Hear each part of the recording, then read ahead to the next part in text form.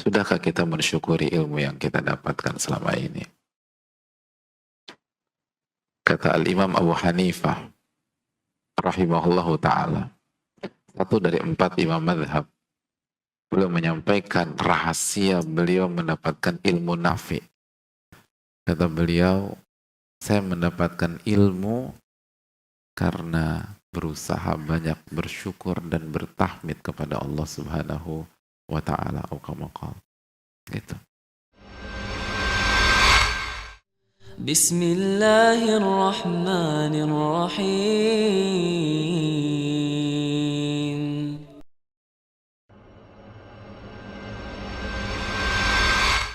Wa in ta'udu ni'matallahi la tuhsuha. Dan jika kalian ingin menghitung-hitung nikmat Allah, maka kalian tidak akan bisa menghitungnya.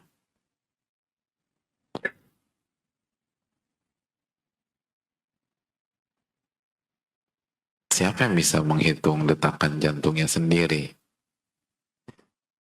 Dan fungsi, betapa besar manfaat fungsi ginjalnya sendiri, hadirin.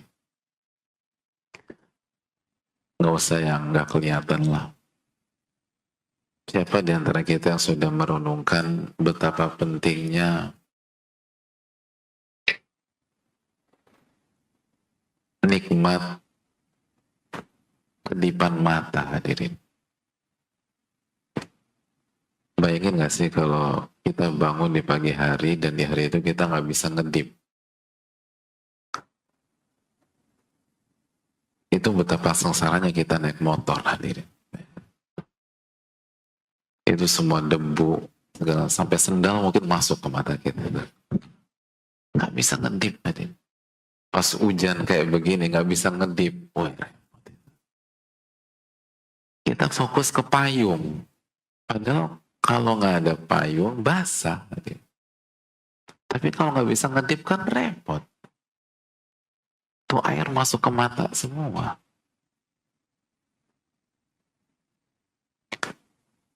Nah, sudahkah kita mensyukuri nikmat tersebut?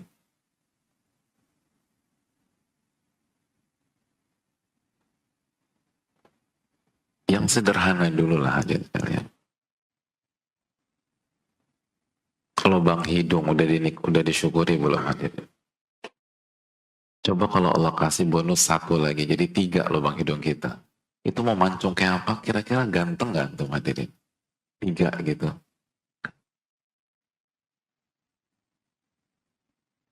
Atau ketutup semua.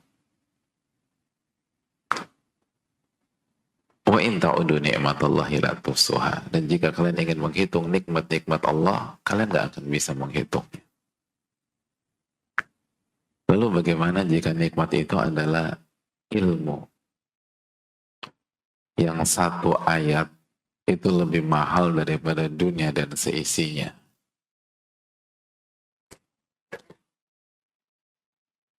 Satu hadis itu lebih mewah daripada dunia dan seisinya.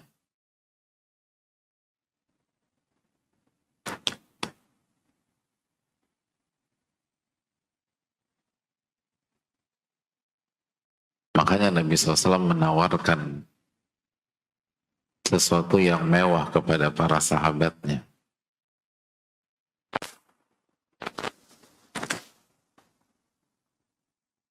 Ayawaddu ahadukum an yakdua kulla yawm ilal mudha au ilal aqiq wa ya'tiya minhu binaqataini qawmawain.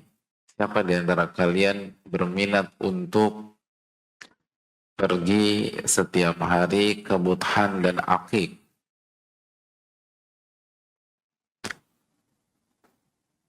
Budhan dan Aqiq itu tempat apa, jemaah? Ada yang tahu? Dapat hadiah.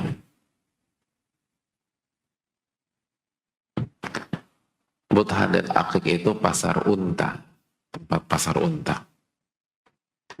Jadi Rasulullah SAW menawarkan siapa di antara kalian yang berminat untuk pergi ke 2 pasar unta setiap hari. Fayatiya minhu binaqataini qawmawain. untuk mendapatkan 2 unta qaumawain.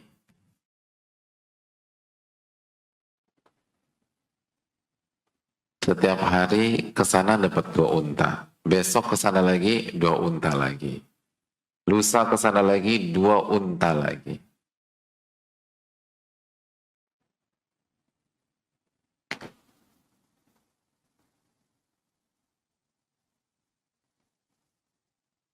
Saya ingin bertanya kepada jamaah sekalian, kalau kita di posisi para sahabat, kira-kira tertarik apa enggak?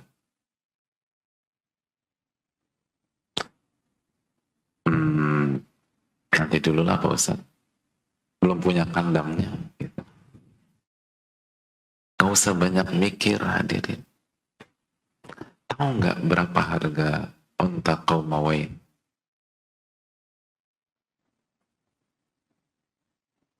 Saya pernah baca sebuah koran waktu di kampus dulu.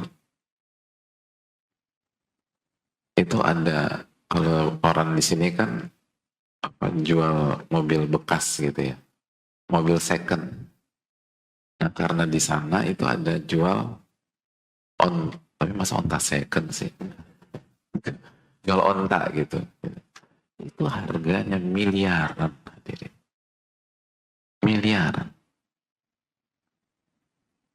Ada yang sementara saya baca 8 miliar. Onta jenis-jenis terbaik itu mahal-mahal. Nah kalau misalnya satu onta qaumawain 8M, maka 2 onta berapa? 16 miliar. Dan Nabi SAW menawarkan setiap hari. Nabi kita SAW menawarkan setiap hari. Berarti per bulan income antum berapa? 16 kali berapa? 30 atau 22 masa aktif kerja? Tiap hari, kula yaum, tiap hari, nggak ada kaitannya dengan weekdays atau weekend, tiap hari. Berapa? 16 kali 30? Oh cepet ya. Masya Allah. Masya Allah. Cepet, Masya Allah.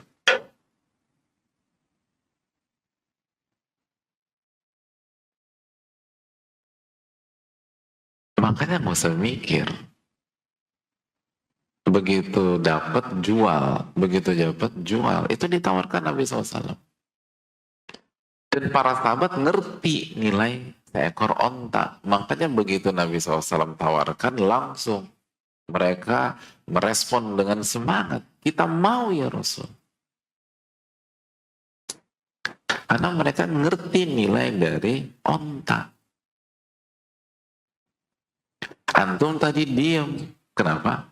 Karena nggak ngerti dunia perontaan, jadi diem. Makanya pentingnya ilmu tuh. Begitu mereka mau berangkat, kata Nabi SAW, awala yagdu ahadukum ilal masjid. Kalau kalian tertarik mendapatkan 2 onta qaumawain setiap hari, kenapa kalian tidak pergi saja ke masjid? Oh kita bingung, emangnya ada onta di masjid? Lalu Nabi SAW berusaha menjelaskan.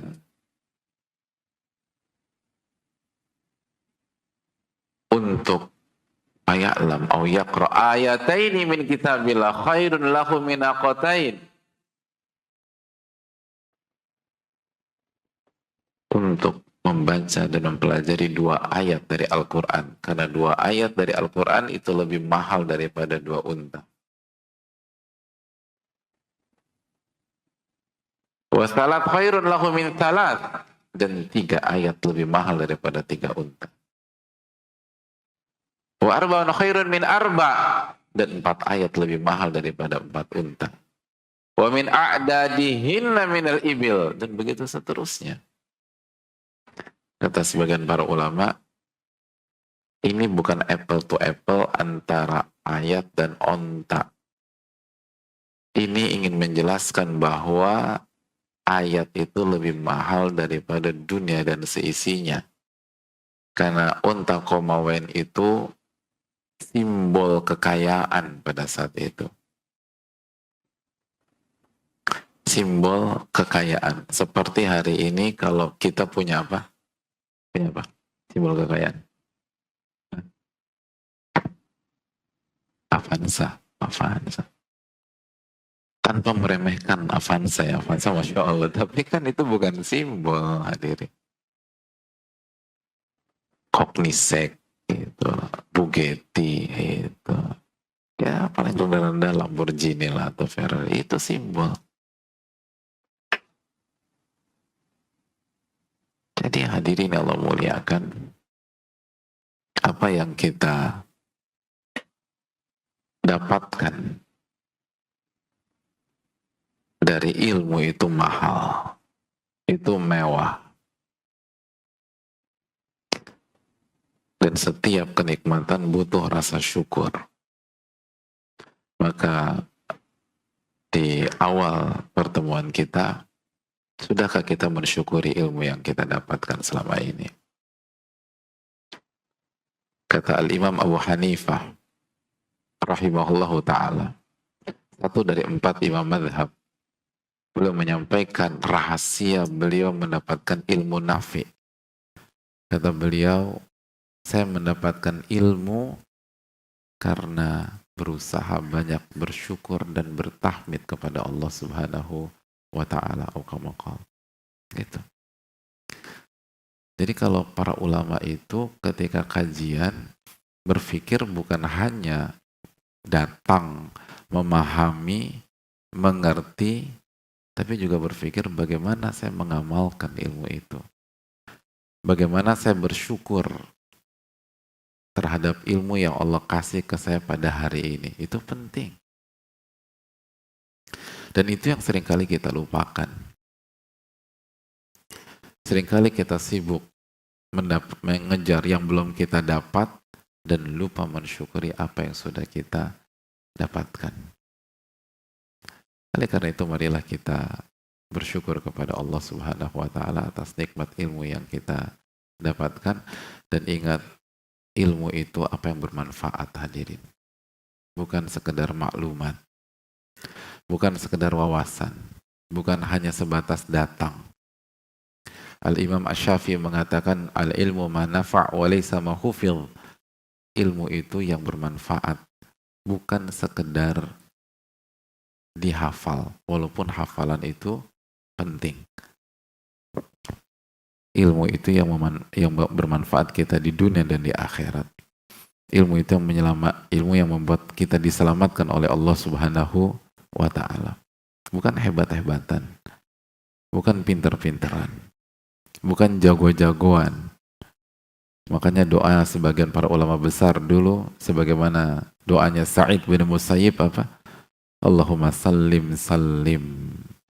Ya Allah selamatkan saya. Ya Allah selamatkan saya. Jangan sampai ilmu kita menjadi bumerang bagi kita. Dan semoga Allah selamatkan kita dengan ilmu kita tersebut. Ilmu itu cuma ada 2 opsi hadirin. Sebagaimana sabda Rasulullah SAW. Wal Qur'anu hujjatun laka wa alaik.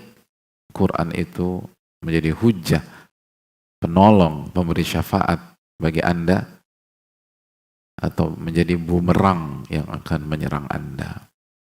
Karena itu ini yang perlu kita terus ingatkan. Fokus bukan hanya tentang maklumat. Fokus bukan hanya tentang konten. Fokus bukan hanya sebatas hadir. Tapi fokus bagaimana ilmu kita ini bermanfaat. Itu inti dari ilmu. Itu inti dari ilmu.